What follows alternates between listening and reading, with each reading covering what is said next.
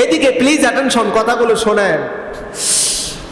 আপনি সম্পদ আপনার নিজের, জমি আপনার, পরিশ্রম আপনার, সব আপনার, তারপরেও কিছু সম্পদ, কিছু মানুষের সম্পদ আপনার সম্পদের ভিতরে লুকায় আছে।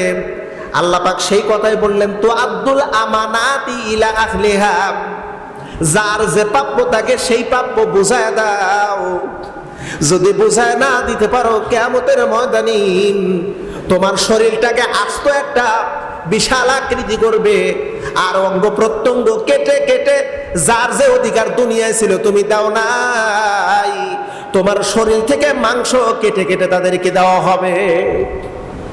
মাংস কেটে দিলেও হয়তো বা একটু সমাধান পাওয়া যেত, কিন্তু না না, মাংস কাটলেও হবে না, বরং তার থেকে নেকি পর্যন্ত কেটে নেওয়া হবে।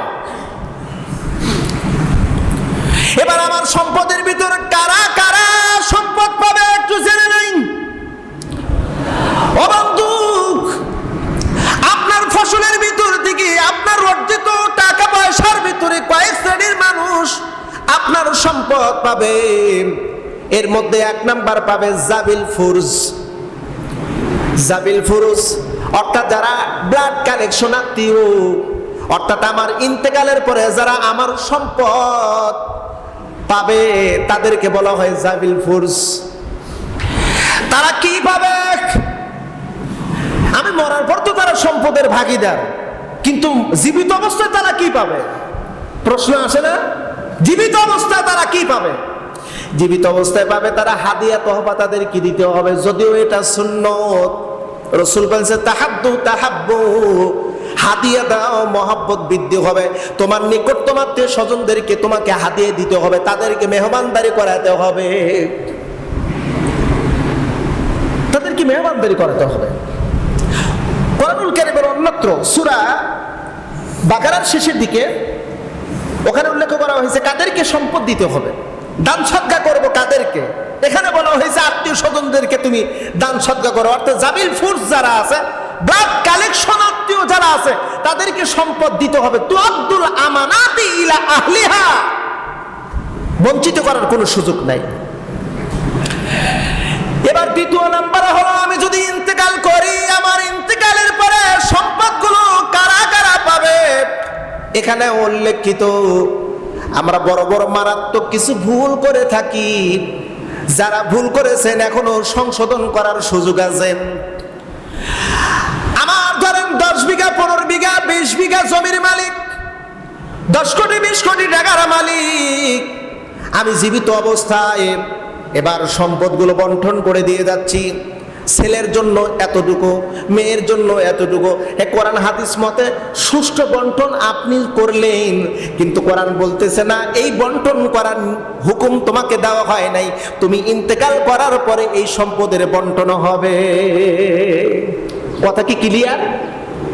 বুঝতেছেন আমার কথা? একটু জোরে সোরে আওয়াজ না দিলে হবে না। বুঝতেছেন আমার কথা?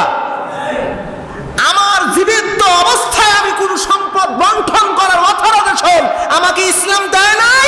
আর আমি এটা যদি করি, আল্লাহর আইনের বিরোধিতা করা হলো, মানে একটা আল্লাহর আয়াতকে অস্বীকার করা হলো।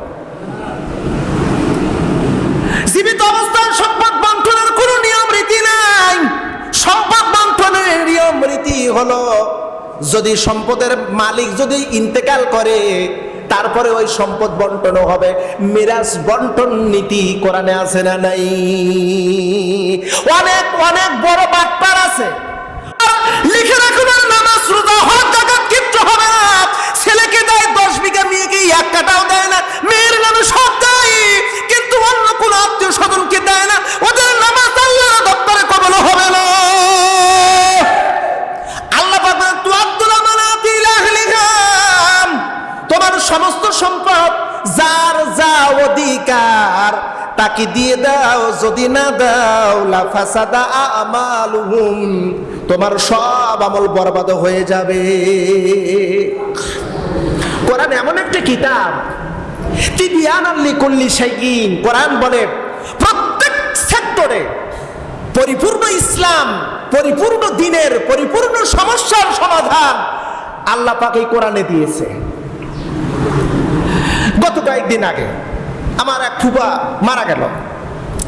মারা যাওয়ার পরে আমি জানি না, যদিও আমাদের বাড়ির সাথেই থাকতো, তো উনি 2 ছেলের নামে একটু জায়গা ছিল, রেজিস্ট্রি করে দিয়েছে।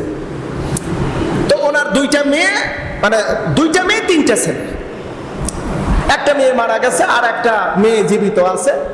বড় ছেলেকে না দিয়ে 2 ছোট ছেলেকে জায়গাটা রেজিস্টার করে দিছে। আমি এটা জানতে পারলাম অনেক পরে, তা ইন্তেকালের পরে জানলাম।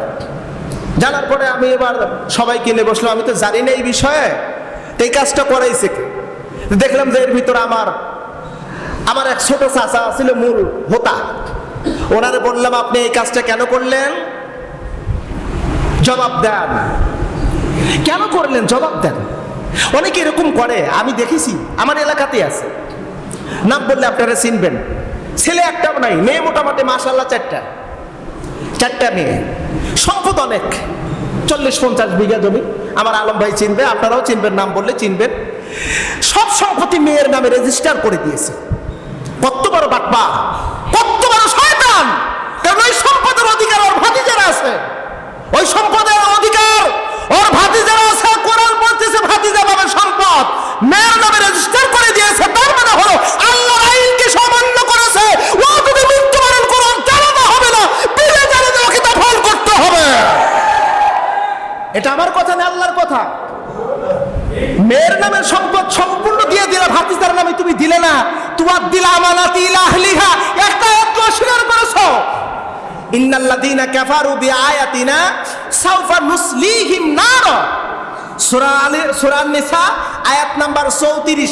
আমার মুখ বানাওটি কথা না, কারণ রমজান এসেছে, আমাদের প্রত্যেককে রমজান শিক্ষা দিয়েছে, প্রত্যেকের অধিকার তোমাকে বুঝাই দিতে হবে। কি কি অধিকার?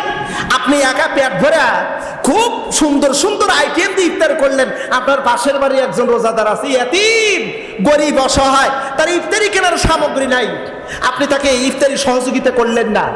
এই যে ঈদুল ফিতরের নামাজ আসতেছে, আপনার বাড়িতে কত রকমের আইটেমের খাবার, আপনি সুস্বাদু খাবার তৈরি করলেন, কিন্তু পাশের বাড়ির সলিমউদ্দিন রহিম, আব্দুর রহমান, আব্দুল্লাহর খবর আপনি নিলেন না। আল্লাহ কয় তুআদ্দু আমানাতু ইলা আহলিহা, তোর সম্পদের ভিতরে একটা অংশ ওই গরিব মিসকিন পাবে, তাকে দে। যদি তুই না দিতে পারিস, লিখে রাখ, রাসূল বলেছেন ফালাইসা মিন্নি, সে আমার উম্মত না। প্রিয় বন্ধুরা, একটু সতর্ক হন। এটা রমজান আমাদের শিক্ষা দিচ্ছে। রমজানের শিক্ষা নেবেন না? কথা বলেন না কেন? রমজানের শিক্ষা নেবেন না? রমজানের শিক্ষা নিতে হবে। এই শিক্ষা অনুযায়ী জীবন জিন্দিগি গঠন করতে হবে।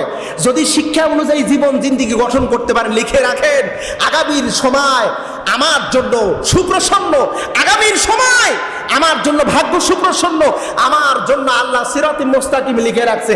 আর এ পথে হাঁটতে হাঁটতে এর গন্তব্য লাস্ট স্টেশন হলো জান্নাতুল ফেরদাউস। আল্লাহ আমাদেরকে কবুল করুন, সকলে বলে আমিন।